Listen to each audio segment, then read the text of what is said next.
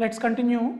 In the last few videos, we looked at prime ideals, maximal ideals, and an important class of rings called integral domains. So today's video, I'll start with a quick introduction to field of fractions.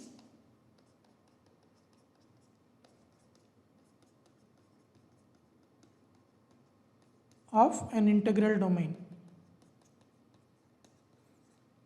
So this is a very important concept. It's very easy to define this, and the primary focus of this video is actually going to be Noetherian rings that I will define soon, but I want to quickly introduce the notion of field of fractions of an integral domain. So before I define this in general for an integral domain, let's recall the construction of rational numbers from the ring of integers. So Z, remember Q is all elements of this form where M and N are in Z and N is not 0. So I want to express Q as somehow coming from Z. So Q is really set of ratios of integers. So you take integers and you take their ratios and all possible ratios. So you get Q. And what is happening in this process is, what you started with, Z is not a ring, not a field. Right? We started with something that's not a field, but what we obtain is a field. That is a crucial point that I want to emphasize. Z is not a field because it does not contain all ratios, right, in some sense. Because for example 2, which is an integer, does not have a multiplicative inverse. If it was there, it would be 1 by 2. So how do you introduce an inverse for 2? You simply add 1 by 2 to your set. So similarly you add 2 by 3, you add 100 by 141 for example. So you can add all ratios, and Z is of course sitting inside Q, as N is essentially thought of as N by 1. So you have a integral domain which is not a field, and you have introduced all the ratios into that set and made it a field. So now this process can be generalized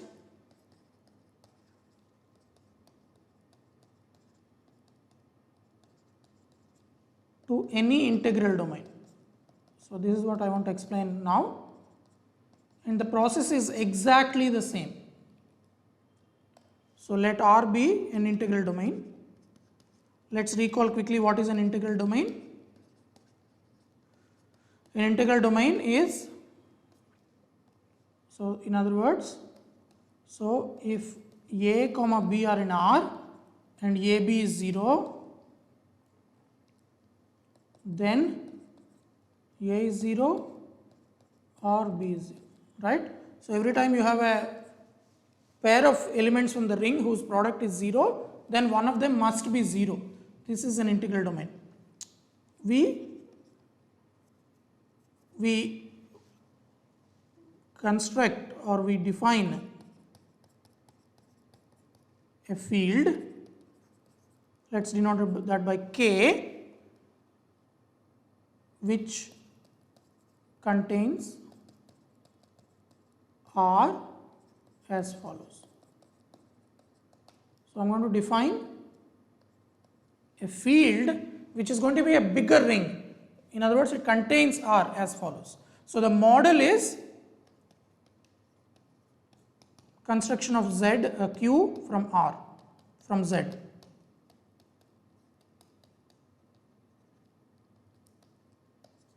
So that's the model you have to keep in mind. Exactly the same model I am following for all integral domains. So how do we define K? This is simply exactly as in the case of rational numbers from integers. We take all ratios, and of course we do not want B to be 0. We don't want to write something by 0. So we take all possible ratios of elements of R and call that as set K. So K is by definition this. So now I want to make K a field. First of all, we have to define two operations on it, addition, and it is exactly what you would expect that you are familiar with rational numbers. So if you have two ratios, how do you add them? You simply add them like this. And what is multiplication?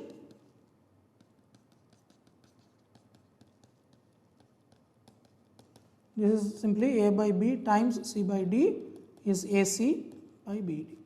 And here is where you see that it is important to assume R is an integral domain.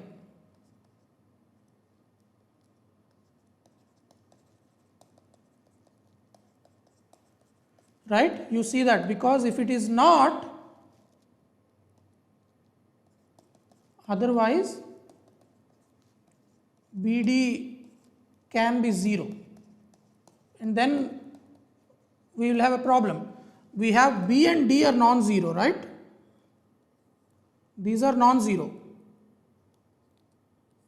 This is not equal to 0, this is not equal to 0, because we are considering two elements of K. So A by B and C by D are elements of K, that means B and D are not 0. In order to define the sum and product, we need this also to be non-zero, and this is what integral domain guarantees us.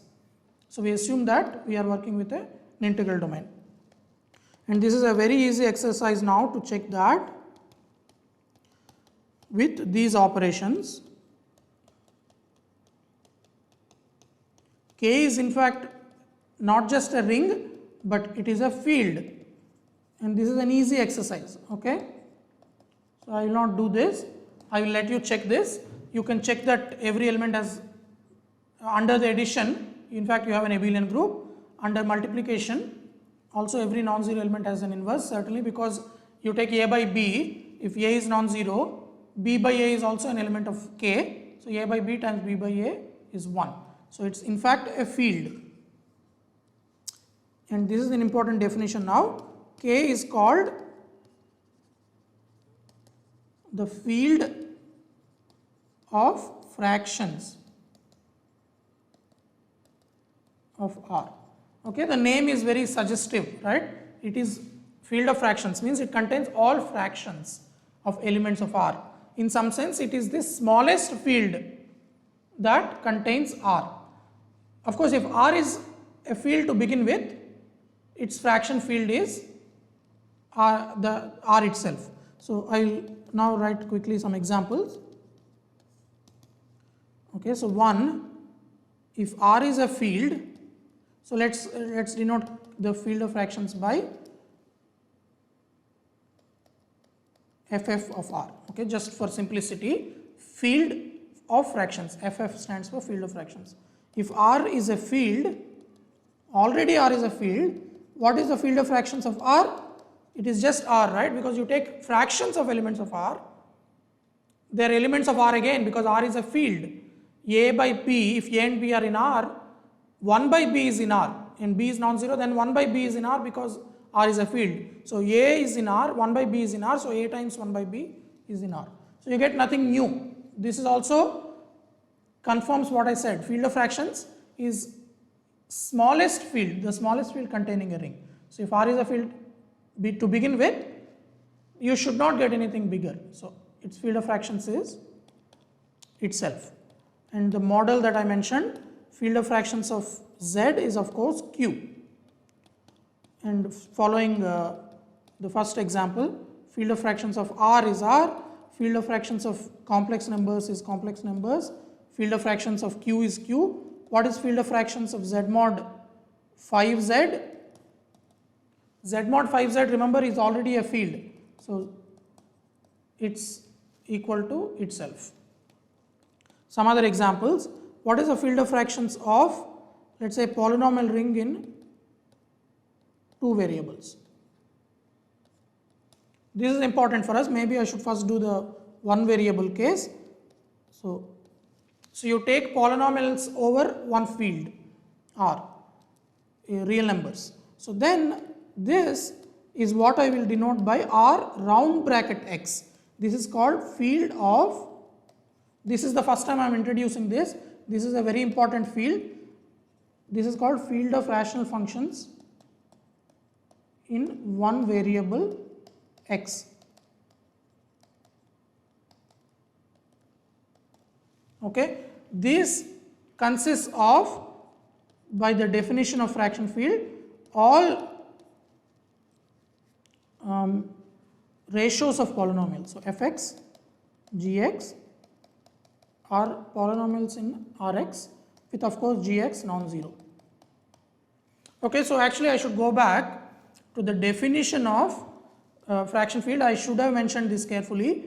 Remember that two fractions can be same. We say that a by b can equal c by d if ad is equal to bc. So we are not looking at all ratios or all fractions directly. We are looking at fractions under this equality. So of course this is something that you are familiar with, right? In the case of rational numbers, you have 2 by 4 is not considered a different fraction than 1 by 2. 2 by 4 is same as 1 by 2. So you can, in the case of rational numbers, you can cancel common factors. So in general, we want to insist that I don't consider any fractions that we may be able to write as equal, as unequal. If they have this property that AD is equal to BC, I will consider them as same. Similarly here, any ratio I write of fx divided by gx will not give me a distinct element. They could give me same elements. So this is an important field for us. So now of course you can figure out the notation for, let's say I have a polynomial ring in n variables. What is its fraction field or field of fractions? It is simply, I replace square brackets by round brackets, right? Square brackets are replaced by round brackets, and that of course is not just a symbol, it carries a deep meaning, which is that here I am looking at only polynomials in the polynomial ring. Here I am looking at ratios of polynomials. Now what is the field of fractions of Z?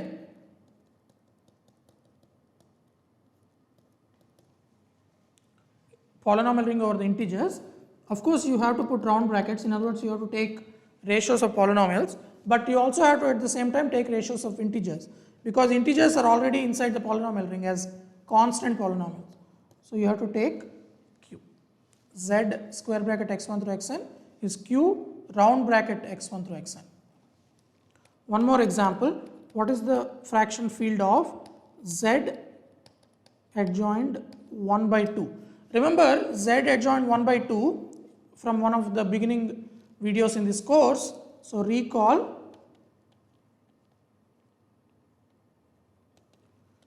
Z adjoined 1 by 2 is the smallest subring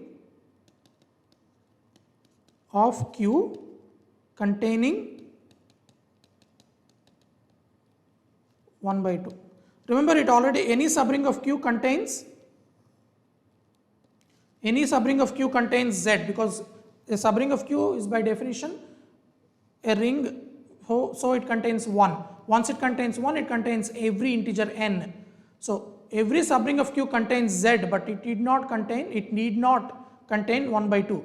If it contains 1 by 2, we look at all subrings that contain 1 by 2 and look at the smallest one. And explicitly, elements of this ring look like, you have to take essentially polynomials. That's why we are using this square bracket notation to suggest polynomial rings. So we have an 1 by 2 power n, an minus 1 1 by 2 power n minus 1. Think of this as polynomials in 1 by 2, where a0, an through a0 are integers. Okay, so that's the ring. So now what is, it's an integral domain, because for example it is contained in Q, any subring of an integral domain is an integral domain. So Q is a field, so it's an integral domain. So Z adjoint 1 by 2 is also an integral domain. What is its field of fractions? Now you think about it a little bit. You want to add all ratios of elements of Z 1 by 2. But in particular, you have to add ratios of elements of Z. So that forces you to contain Q. And now you don't get any new elements by introducing ratios of 1 by 2. So the field of fractions of Z adjoint 1 by 2 is Q. And I'll finally mention this example. What is the fraction field of Z adjoint I? Okay, Z adjoint I, where I is a square root of -1 as always.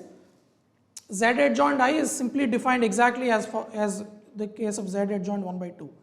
Of course, now we have to define it to be the subring, the smallest subring of C, the complex numbers containing I, because we can't take smallest subring of Q containing I because Q does not contain I. So what is the smallest subring of C that contains I is precisely Zi. In fact, as polynomials, Zi has a much easier description. This is of the form A plus IB, where A and B are in Z. Because remember, we don't need to take all powers of I. I and I power 0 are enough, because I squared is -1, I cubed is I power 4th is 1, and so on. So when you take polynomials, you just take this. And what is the quotient fraction field? I claim that you have to, of course, take Q, because you have to take fractions of elements of Z, and then you can put either square bracket, meaning all polynomials, okay? So, or you can put round bracket. These happen to be the same. So now I will mention that this will be described in future. So these are equal. This example is important, and we will come back to this.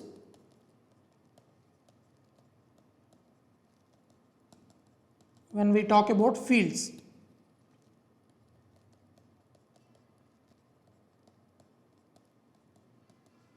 Okay, so for now I will leave at least as an exercise for you to convince yourself that field of fractions of Zi is Qi, and once you add I claim that 1 by I is already there, and 1 by I squared is already there, and so on. So that allows you to explain why Q square bracket I is same as Q round bracket I. But this is looking ahead. It's not that important. If you don't understand this at this point, it's okay, and we will come back to this. So that's all I want to say for now about field of fractions. So field of fractions is an important construction for us, especially when we talk about in the future when we talk about fields. And actually, one final comment I want to make is that if R is not an integral domain,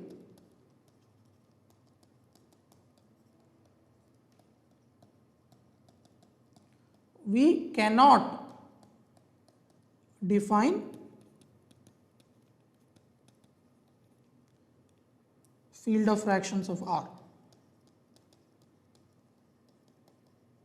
Right? So of course, the definition that I was giving for you earlier, where I define all ratios or all fractions and add them or multiply them in this fashion, clearly will not work, because product of two non-zero elements in a non-integral domain can be 0.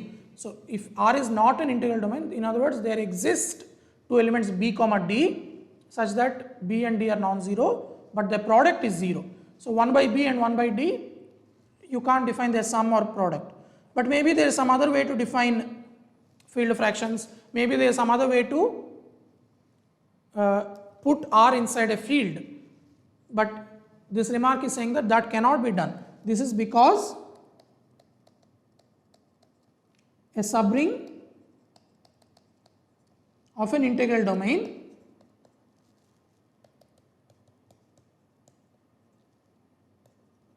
is also an integral domain. Right? Suppose you could put R inside a field. R is inside a field K. K is actually a field, so it's an integral domain. R being a subring of K is an integral domain, but that of course is a violation of the assumption that R is not an integral domain. So if something is not an integral domain, certainly we cannot define its field of fractions. Okay, so that's so much about field of fractions. Next, I want to define a very important class of rings called Noetherian rings.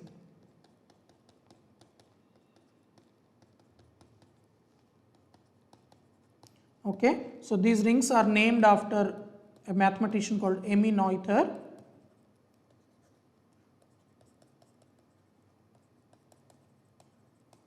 Who did very important fundamental work in commutative ring theory. So Noetherian rings are named after this mathematician who lived about 100 years ago.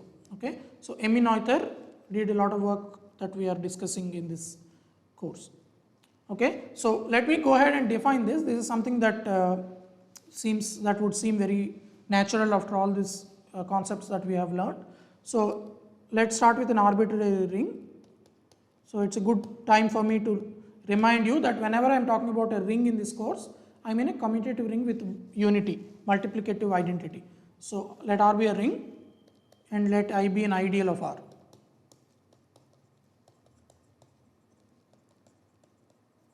So first let me define the notion of what it means for an ideal to be finitely generated. I is said to be finitely generated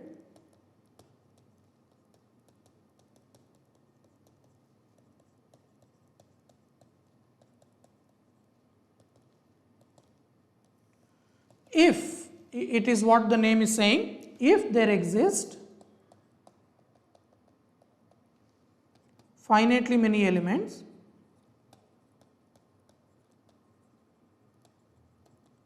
let's say A1, AN in I such that I is equal to the ideal generated by AN. So I've already discussed in some previous video what it means for a collection of elements to generate an ideal. So this simply means that every element of I can be written as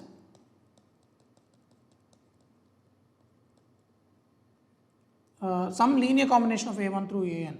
So every element, let's say A of I can be written as A equals B1 A1, where Bi's are in R. Okay, so you are allowed to take coefficients from the ring, but it must be a linear combination of A1 through AN. Remember, A1 squared, A1 cubed will also be there, but we don't need to include squares here or any other powers, because you can absorb any other extra powers of A1 into the coefficient. Because it's an ideal, we can always write every element like this. So finitely generated simply means that there is a finite set of elements which generate I, meaning every element of I can be written as a linear combination of this. Okay, so examples are plenty, because almost everything that we have seen so far, in fact probably everything that we have seen so far is an example of finitely generated ideal. For example, if you take Z, every ideal is finitely generated, right? So I'm going to write Fg is short for finitely generated.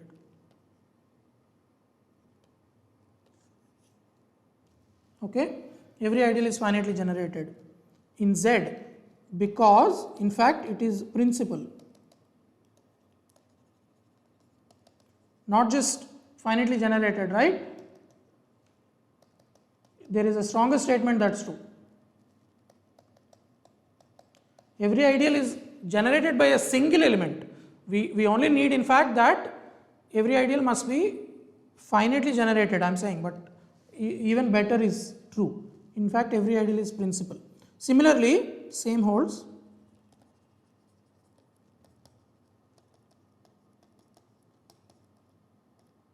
the polynomial ring over a field in one variable. Okay, so here also every ideal is principal, so every ideal is finitely generated in particular. On the other hand, if you take polynomial ring over Z, here not every ideal is principal.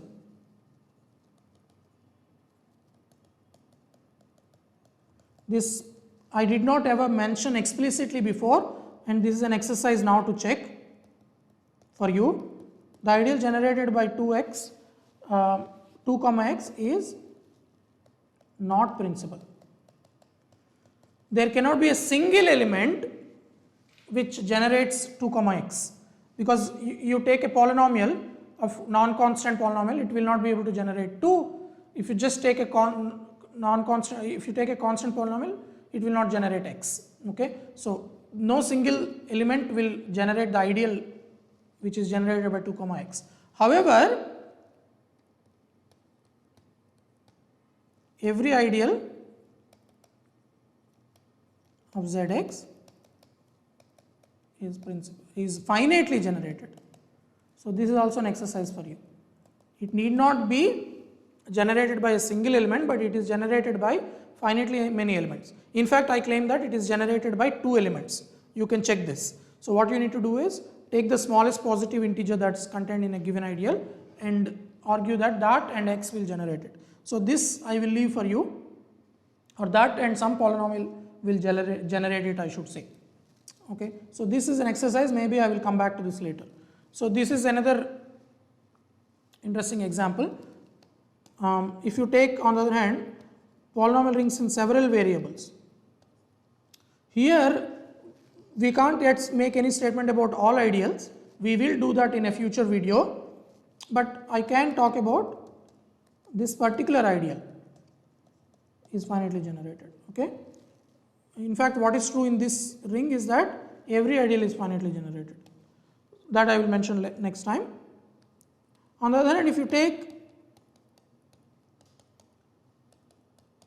a polynomial ring in infinitely many variables, okay, this we have not encountered before,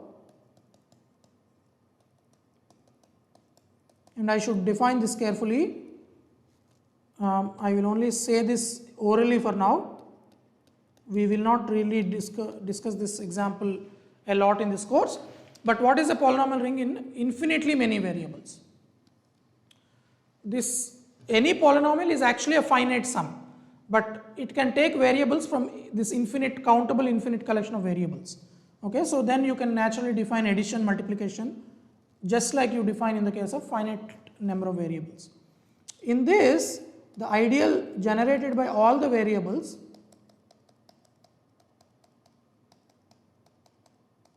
is not finitely generated.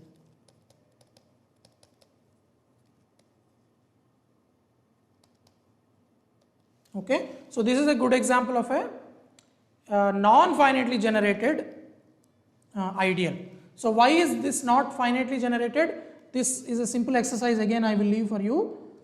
Suppose it is finitely generated. It is generated by, let's call this ideal I. If I is finitely generated, let's say generated by some R polynomials, and let's call this ring R, where F1 through Fr are in capital R, then let n, capital N, be the largest positive integer such that the variable xn appears in F1 through Fr.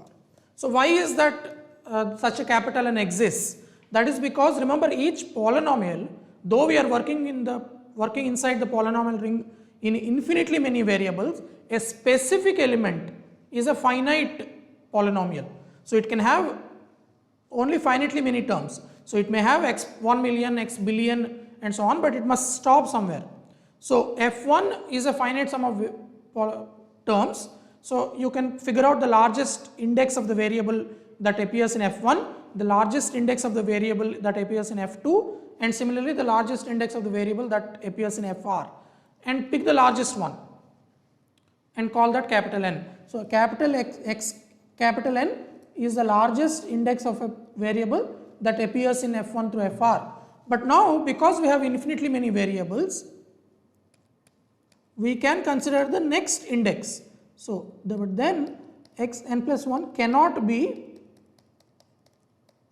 in the ideal generated by F1 through FR, because remember, when you take an element of this ideal, that means you take A1 F1 plus AR FR, where A1 through FR are elements of R, you cannot introduce a new variable. Okay, you can introduce a new variable, but it cannot just be a single variable. Okay, so this last part is a somewhat subtle exercise, but I will leave that for you. It cannot be a single variable. So in other words, F1 through FR cannot generate the ideal I. So however many you take, if you take only finitely many, that finite set of elements cannot generate the ideal I. So it is not finitely generated. Okay, so now let me end this video by giving you the main definition that I want to discuss in the next video. A ring R is called Noetherian. Okay, so I will use this word to describe rings where every ideal is finitely generated.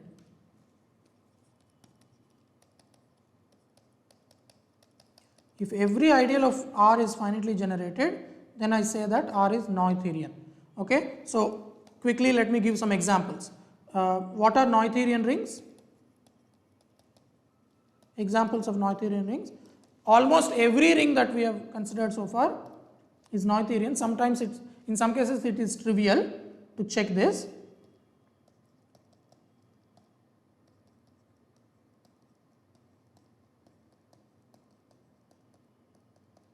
Of course, Q, R, C are also Noetherian, because Q, R, C are fields. So there are only two ideals, the unit ideal and the zero ideal, which are of course finitely generated. Every ideal in Z is principal. Every ideal in ZX I said is finitely generated, so that's actually an exercise. Every ideal in Rx is a principal ideal. Every ideal in Cx is a principal ideal, which you can check by doing Euclidean division. So these are all Noetherian rings, and we will in fact check that polynomial rings in finitely many variables are Noetherian later. And what is an example of non-Noetherian ring? Something that's not Noetherian. The only example we know is the polynomial ring in infinitely many variables, which of course I can put coefficients to be anything I want. So these are not Noetherian because I have said here that the ideal generated by all the variables is not finitely generated. And we will see one more example of non-Noetherian ring later, but non-Noetherian rings are very rare. So that's the takeaway from this. And the most interesting examples that we will study in this course are Noetherian. So let me stop the video here. In the next video, we'll continue our study of Noetherian rings. Thank you.